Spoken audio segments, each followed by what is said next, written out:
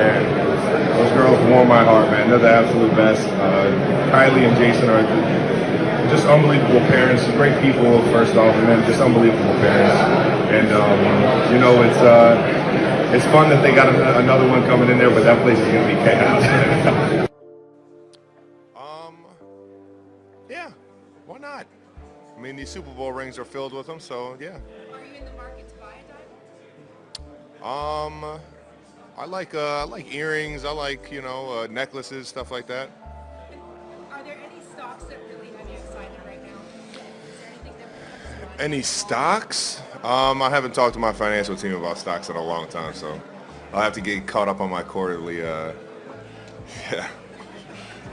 I'm working on a Superstitions parade, which will be taking place here in New Orleans. Do you have any game day superstitions? And Miss Taylor has any game day superstitions? I do not. I don't know her to have any either. So yeah. Can you talk about how valuable your 2 years at left tackle with line over and play that role, and just what you've seen as far as the sack count going down? I mean, the numbers and all that, tell you everything you need to know about him on the field, but his leadership and who he is off the field makes this team so much closer. This offense, so much more fun to be a part of. Those are the things you don't really get to see in the O-linemen is their personalities, and we got a bunch of them on the offensive line that just have the best personalities and just make coming into work so much fun. And Joe is definitely the leader in that group in that regard, and I just love the guy. I have so much respect for how he is as a professional, and how he is off the field and all that. So. Travis, you have an amazing track record in close games, even better than previous seasons. What sets this team apart from the previous teams when it comes to your mentality in the fourth quarter? I think it goes from the top down. Andy Reid he's seen a lot of football, and his ability to teach that to players, his ability to ingrain that into the minds of the guys that he has, to go out there and perform that, and always have the faith and the ability to win a ball game no matter what the score is, no matter how much time is left on the clock. And from there it's just the leadership and the practice habits that you create throughout the year, and the faith and the camaraderie that you create in the building. So. The Eagles have a lot of games where they were able to build the clock with long drives. Do you game plan differently for a game where you might have fewer possessions? How do you prepare mentally to be on the sideline for a longer time in the game? Yeah, I mean, they're really, really good when they can control the tempo, and I think that's going to be a big part of the game is being able to, keep the tempo, the momentum on our side, and not let them get an inch, man. And that's going to be tough, man. This is a good team. Travis, you've been here from the start since 2013 with Andy Reid. How did you see him implement the culture that he wanted, and how have you seen that grow to where you're ultimately at this opportunity to go for a three-peat? Well, the team has changed drastically. The rules have changed drastically on how you can practice and things like that. But the biggest thing is that Coach Reid's that old school style football where we're going to go to work. He's not going to worry about, as much about getting guys, their rest and their recovery and stuff. He's putting that ownership on the player themselves to be their professional. And on top of that, just throughout the years, just incorporating good people and with the right work ethic, the right talents to surround, guys like Pat Mahomes. And it's been fun to see this place grow to where it is today. And I got all the love for Coach Reid, and on top of that, Mark Donovan's been here since the jump, and the Hunt family obviously bringing everybody into it. Warming environment for the kids. Everyone that works there is devoted to these kids' lives, and I think it's just it's a wonderful place. I don't know how there isn't more places like Operation Breakthrough throughout the states, and I've kind of taken that as a challenge to get more places around the country similar to what Operation Breakthrough is doing. I know we can't just copy it because of the people that are there and that make it so special, but trying to implement that, because what it does for the city of Kansas City and for the individuals that are going through that program, man, is unbelievable.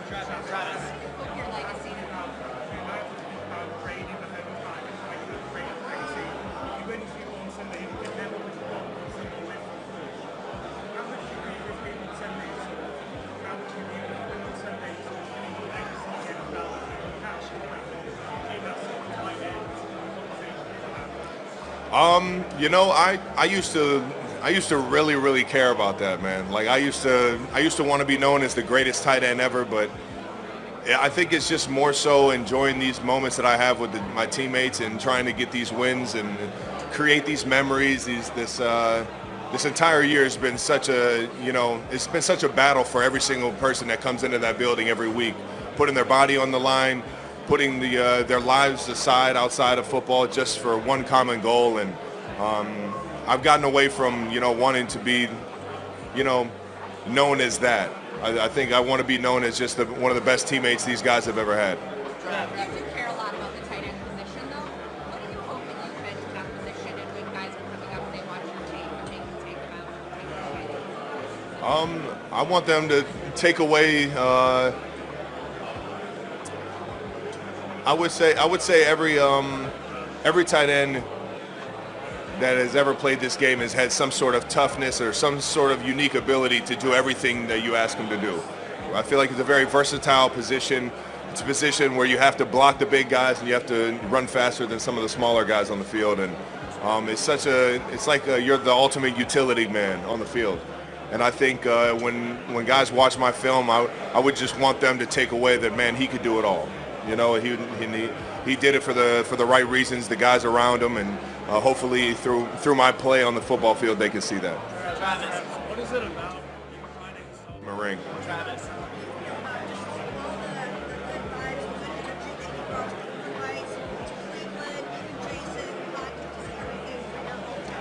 Well, if you guys know me, you guys know how much love I have for the city of Cleveland Heights and all the family and friends that I have back there. And it's in my mind, it's the most beautiful place you can have an upbringing. It's such a melting pot of social class and ethnicity that you understand so many different walks of life.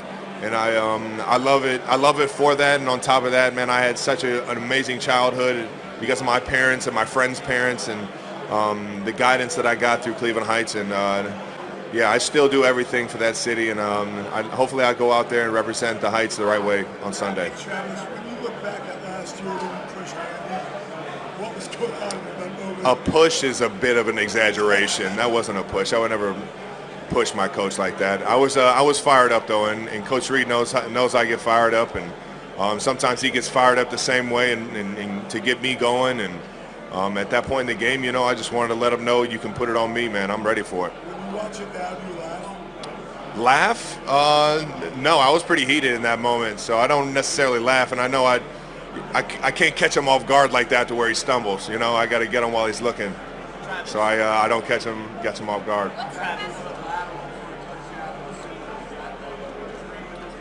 I dream about doing a lot of things.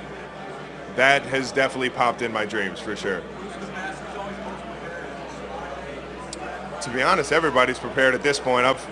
I've thrown one to just about everybody on the team, even the offensive linemen. So you see him cover it downfield. You better be ready.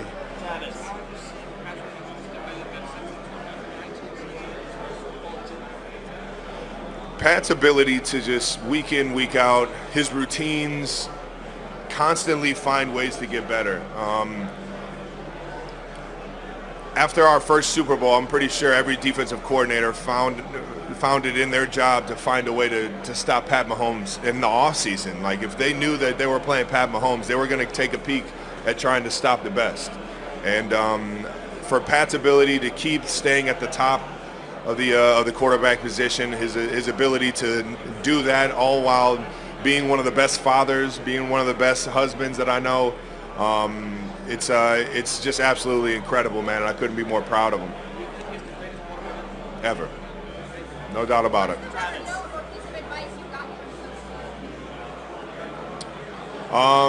Around the holidays, he'll tell everybody to have a few more push-aways than pull-ins. That means you got to make sure you're eating right. That's tough. I mean, obviously, I think every team in the National Football League would be accepting of a guy like Myles Garrett. Just a pro's pro, a stand-up guy. He's in the communities. I told him I appreciated him for everything he's done for the Cleveland community before he mentioned that he wanted a trade or wanted to get out of there. And I just have so much love for him, man. He's such a good guy, and on top of that, I think Cleveland deserves to have, you know, a product that they can get really, really excited for.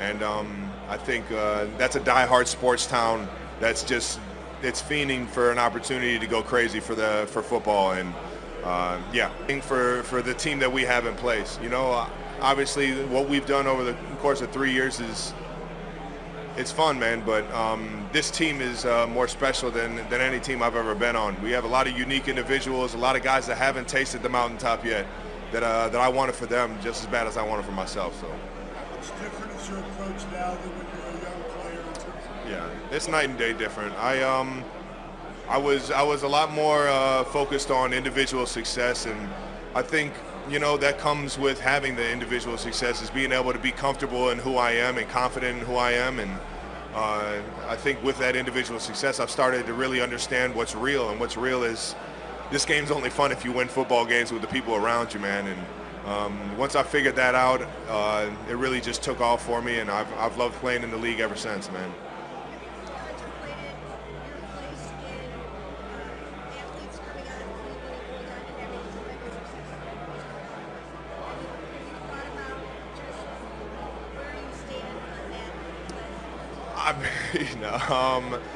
I guess, yeah. I still consider guys like Ted Ginn, you know, the cream of the crop. You know, I remember watching him in high school and seeing him run all over, you know, what is it, Valley Forge Field or Lakewood, playing against St. Ignatius in the playoffs. And you know, those memories as a kid, those were all, you know, fueling moments for my love for the game and my appreciation for the game and my desire to be great and be as good as the guy that I just watched. And so there's so many people that, you know, I admired growing up in the Cleveland area in terms of sports. Yeah, hopefully I've been that motivation for the next generation.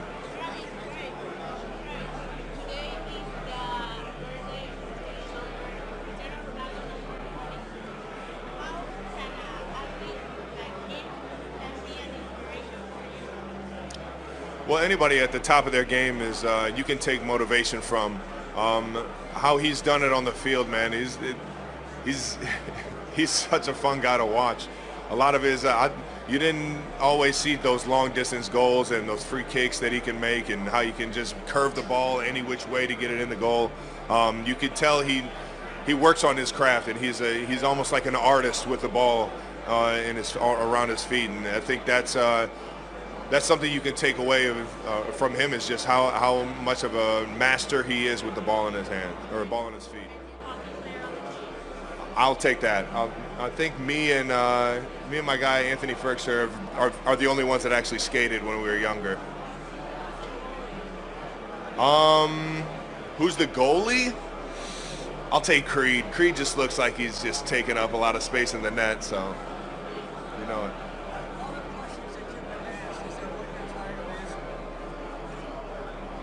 Not really. I'm here for you guys, man. Ask me whatever. I haven't been on Bourbon Street. Yeah, exactly. I'll ask my brother and get back to you.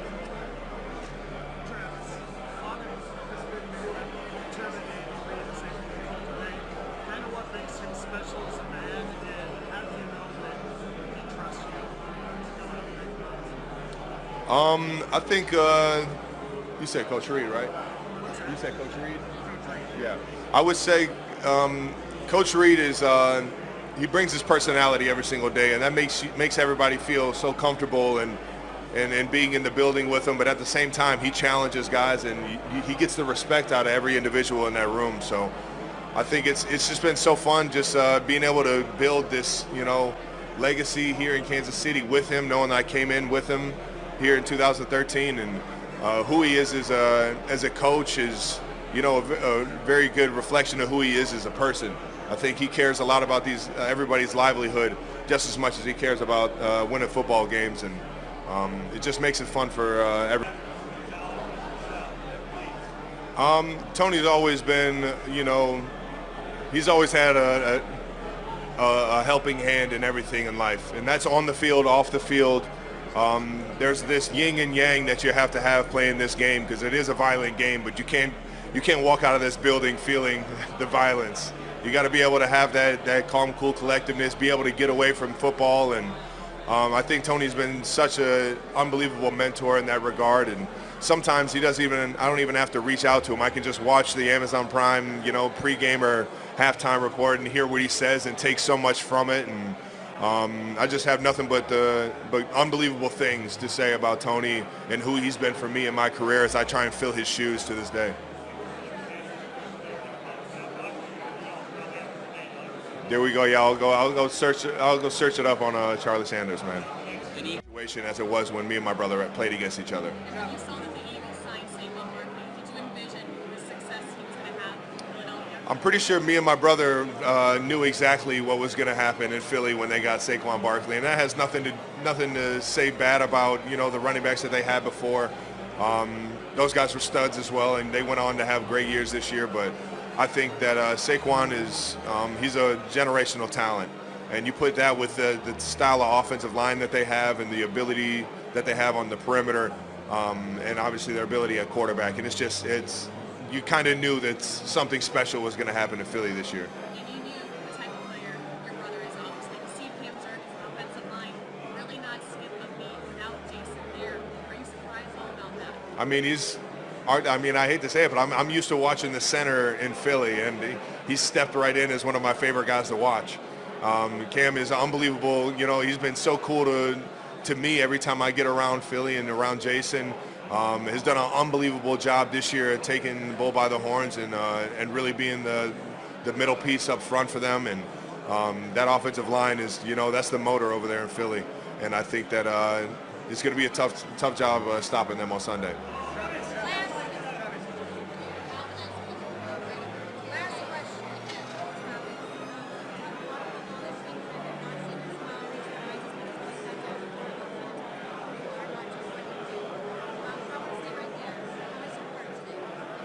Doing great.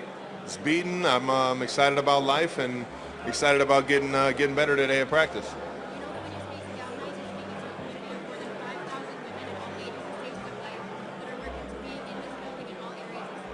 Nice.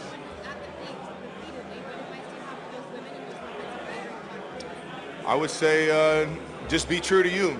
If you have a love for something, find the knowledge and find the energy to keep answering the questions that you have, and on top of that, just love what you do. I think everybody that's the greatest at what they do, they have a desire and a love for the day in, day out grind that you have, and I wish everybody the best of luck over it. By Houston, Mississippi for a day. Talked to all your coaches. You weren't lying. Your numbers retired in basketball too, 34. Yeah, I told everybody I was a hooper before anything, man. So much history in Houston, man. I'm so appreciative for the people, the environment, and how welcoming they were when I came there. It's a lot of love there. It's a lot of good memories there, and I had a lot of good people in my circle, man. You literally helped build the locker room, is that right? Yeah, I did. You were hammering nails and all that stuff? Yeah, man, I was all in. Yeah, I was all in. I helped build the locker room. Me and Cody Cox, an old coach of mine, and yeah, man, it's a lot of memories there. A lot of good memories there. Yes, sir.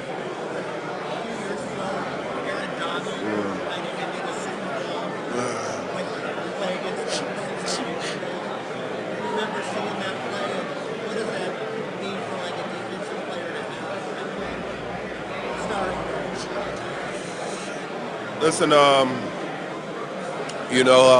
had a few moments in my career. That feeling is electric, man. It's a feeling, you can't really describe it, especially do it on the biggest stage. I mean, that speaks volumes. Last play of the game, I think he almost had a sack. Yeah, that was major. Hopefully our end of the game don't end like that. Hopefully we up like 14 points or something like that, so we don't have to get a sack. But if it have to end like that, I'll be ready if my number is called.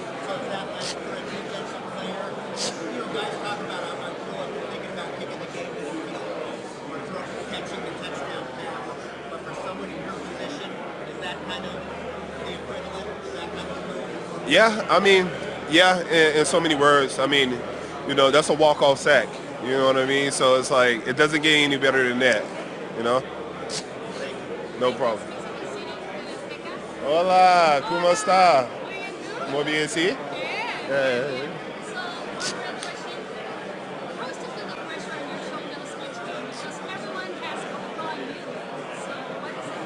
There's no pressure. I done prepared for this for so long, for these moments. I'm familiar with this, with the environment, and how big the game is. So there's really no pressure. It's more so for me just preparing, making sure my preparation is on point, making sure I don't do nothing out of the ordinary or change up anything. I'm a little superstitious, so I got to stick to the routine. Even though I'm not home, I got to make sure everything is flowing like I'm at home. So Everybody Hates Chris. Okay, let's go. So the best player in your position in NFL's history. Best Reggie White. And the last one, if you can choose the halftime show, which would be? Halftime show? Oh, Super Bowl halftime show. I'll be performing with Michael Jackson. Absolutely. I have a routine throughout the week I like to stick to. I wear the same gloves, wear the same cleats. I don't change up cleats throughout the season. My gloves smell like a dead animal. Especially if I get a sack in them, it's over with. I'm not changing them up. Here lately, I've been wearing long sleeves. We haven't lost in the long sleeve. I'm gonna knock on wood. Yes, little things, man, little things. Even my meal prep. If I had a good game last game, and I would eat the same thing I ate last week. So it's like little things that are important. You know what I mean?